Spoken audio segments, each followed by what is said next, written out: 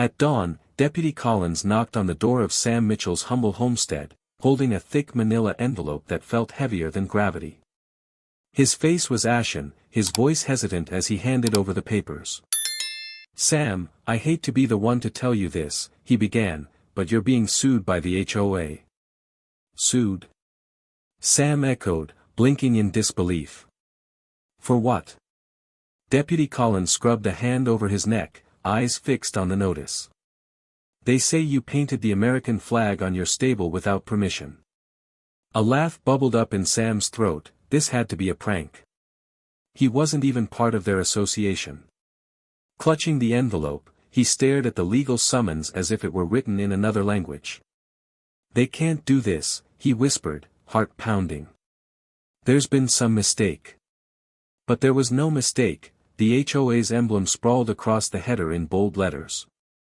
The letters HOA felt like a brand burned into his mind. That morning marked the end of Sam's quiet routine of feeding livestock and watching sunrise over 120 acres. It was the moment his simple life fractured, and Sam resolved he would not back down. He closed the door, folded his shoulders, and prepared for the battle ahead, unaware of just how ruthless the HOA's campaign would become. Sam Mitchell was a 48-year-old widower who'd returned from 6 years in the U.S. Army to manage the 120-acre homestead his father left him. Each morning began the same way, a mug of black coffee on the front porch as dawn spread over rolling pastures, and each evening closed with the scent of wood smoke from the fire pit flickering under the stars. He raised a small herd of Angus cattle, grew hay to feed them through winter, and took pride in being the kind of neighbor who would drop everything when someone needed help. 2 years earlier, Karen, his closest neighbor, had called him out to the roadside where a young mare lay starving in a ditch. Sam had coaxed her back to the stable, nursed her with hay and water, and over weeks watched her strength return. He named her Aurora. In caring for Aurora, Sam rediscovered a lesson he'd learned in uniform, that sometimes fighting means tending wounds until life can bloom again. Last spring, noticing the peeling paint on his weathered stable, Sam resolved to do something bold. He wanted a tribute not only to Aurora's second chance but to the country he loved. Over 3 weeks, he transformed the entire west face of the stable into a vivid American flag, 7 bright red stripes alternating with crisp white, a blue Canton bright with 50 stars meticulously stenciled. Each day after feeding cattle at sunrise, he'd spend 2 hours painting a few stripes, by afternoon chores he'd added a star or two, and by nightfall he was back out with a small lamp and brush, determined to finish before Memorial Day.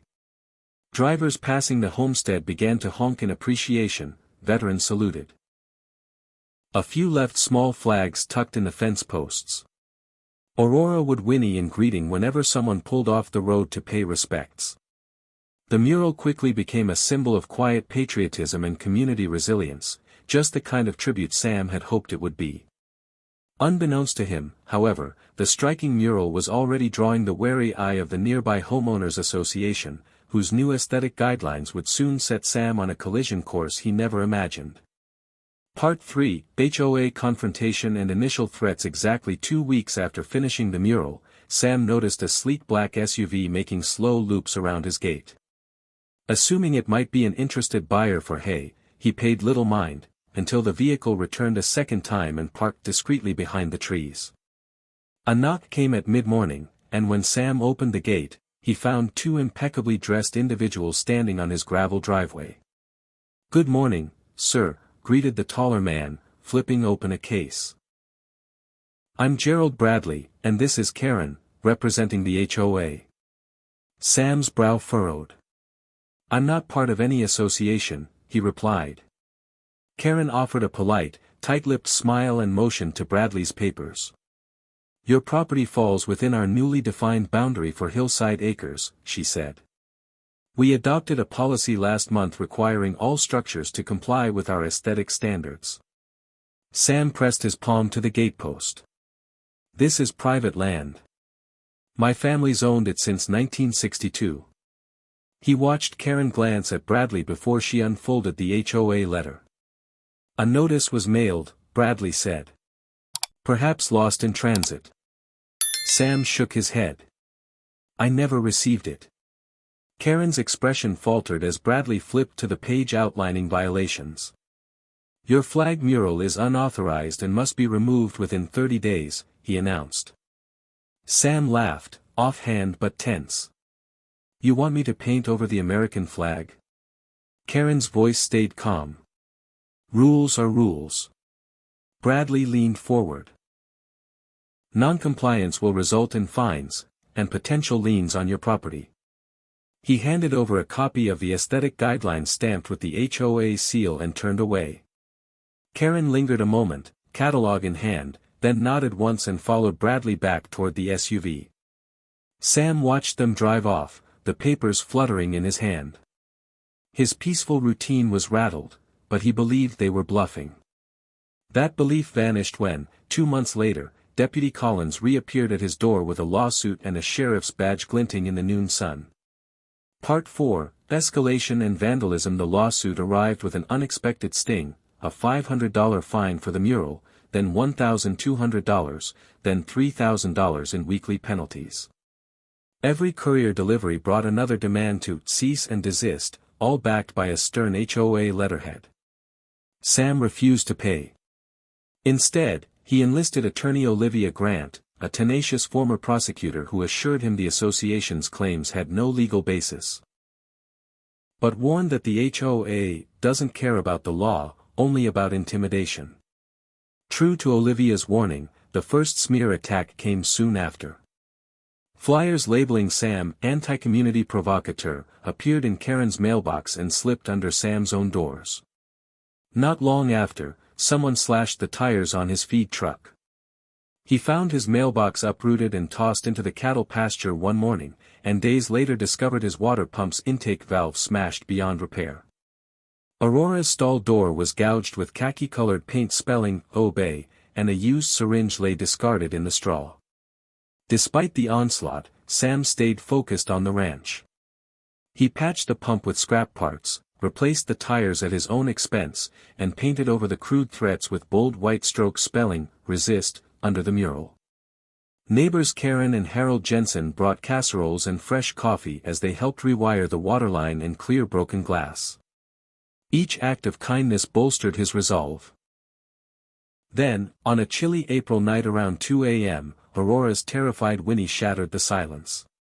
Sam grabbed a flashlight and sprinted to the stable, finding flames licking up the side where the red stripes still shone.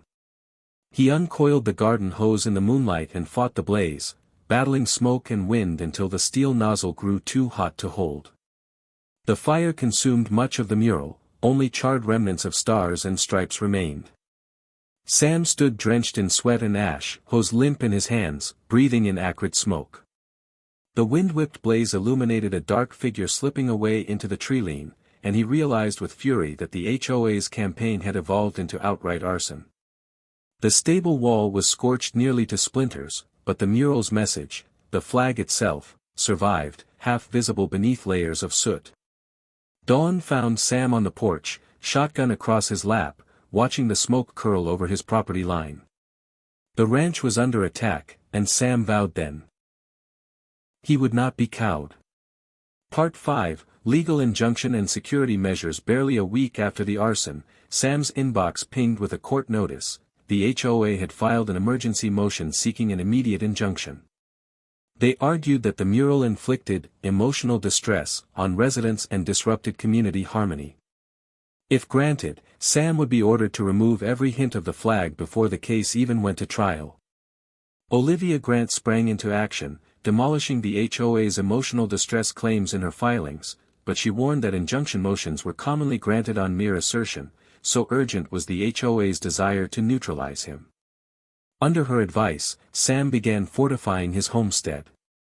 He sold an old ATV and some unused fencing at the county yard sale to raise funds, then installed infrared motion sensor cameras along the stable, the driveway, and near Aurora's stall. He dug in floodlights set to trigger on any movement after dusk. By midday the cameras were live. That afternoon, Sam repatched the burned wall, leaving blackened edges as battle scars, then mixed fresh paint to restore the flag, this time making the stripes a shade bolder, the stars a little crisper. He worked under the watchful gaze of his loyal neighbor Karen, who stood by with a thermos of hot cider. As Sam painted, she recounted stories of local veterans who had wept tears of gratitude at his tribute. "You're their hero, Sam," she said quietly. "Never forget that." When the courts convened the next morning for the injunction hearing, Sam arrived in boots and jeans, flanked by Olivia in her gray business suit. The HOA's counsel, a well-groomed litigator, argued that community standards demanded removal. Olivia countered with legal precedent protecting free speech on private property, and emphasized Sam's right to honor his service. Cameras rolling on local news crews captured every tense moment. Judge Milton Reynolds presided. He listened as Olivia highlighted Sam's veteran status, his private ownership of the land, and absence of any contractual HOA membership. The HOA lawyer stumbled under Olivia's questions. When did Mr. Mitchell sign away his property rights? How does an unelected board gain jurisdiction over inherited land? By lunchtime, the judge recessed to consider. While they waited, Sam reviewed footage from the night of the arson. A shadowy figure had knelt by the stable, but the camera angle obscured their face. The next morning, the injunction was denied. The judge ruled that the HOA had no immediate right to suppress Sam's mural pending full trial. More importantly, he admonished the association for premature overreach and lifted any threat of forced removal, for now. Yet Sam knew his fight was far from over.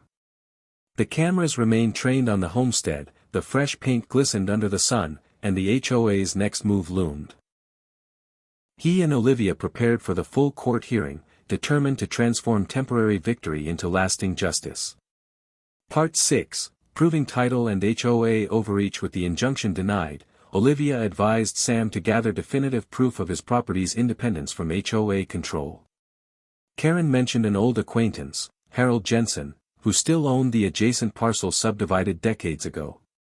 Early one crisp morning, Sam drove to Harold's weathered farmhouse at the end of Smoky Creek Road.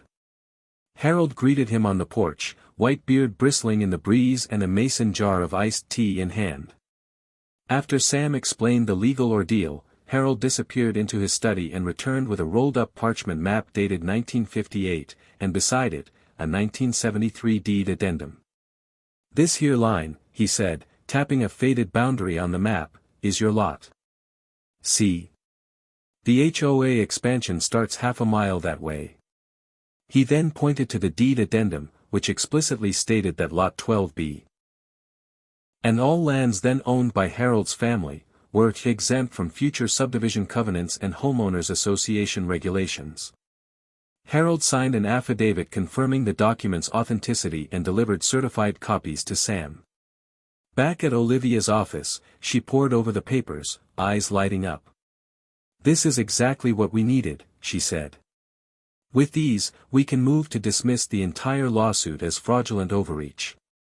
She prepared a motion to introduce Harold's testimony, the historical map, and the deed addendum as irrefutable evidence that Sam never fell under HOA jurisdiction.